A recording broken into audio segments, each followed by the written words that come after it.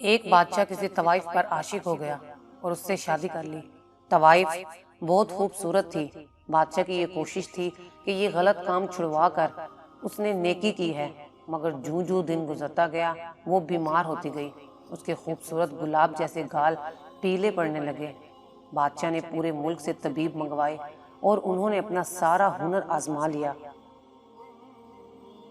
کوئی دوا نہ چھوڑی، مگر وہ دن بدن بیمار ہوتی گئی۔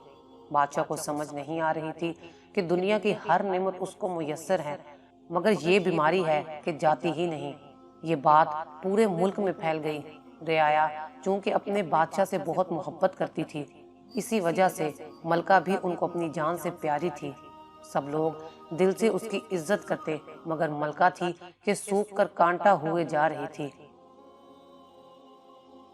آخر اسی ملک میں ایک لوہار کا بیٹا بادشاہ کے پاس آیا اور کہا، اگر اجازت دے تو میں ملکہ کا علاج کر سکتا ہوں، مگر میں جو پوچھوں آپ کو سچ بتانا ہوگا۔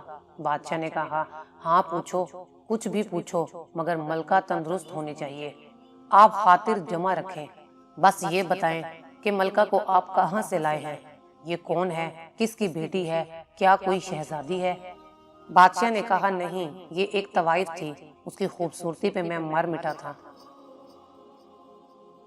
سوچا یہ ہوا کی بیٹی یوں اپنے آپ کو کسی مجبوری کی وجہ سے نیلام کر رہی ہے، میں اس کو اس گندگی سے نکال کر اس کو ایک عزت دار مرتبے پر فائز کروں گا۔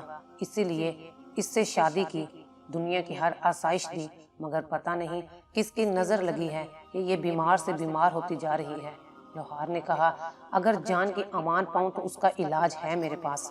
بادشاہ نے کہا، کچھ بھی کرو مگر اس کی جان بچا لو۔ لوہار نے کہا، اسے دوبارہ اسی بازار میں چھوڑ آئیں جہاں سے یہ آئی ہے۔ بادشاہ پہلے تو نہ مانا، مگر اس کی زندگی کی خاطر اس کو وہیں بھیج دیا۔ ایک مہینہ بڑی مشکل سے گزرا۔ بادشاہ وہاں گیا تو دیکھ کر حیران ہو گیا کہ ملکہ نہ صرف تندرست ہو چکی تھی، بلکہ اس کا تمام شباب پہلے کی طرح واپس آ چکا تھا۔ وہی لوہار اس کے اوپر پھینکے جانے والے پیسے چن رہا تھا۔ بادشاہ کو دیکھا تو پاس آیا اور عرض کی، حضور، جس کو در در پہ جا کر، شہر شہر جا کر روٹی کھانے کی عادت ہو، وہ ایک جگہ قید ہو کر بیمار نہیں ہوگی تو کیا ہوگی؟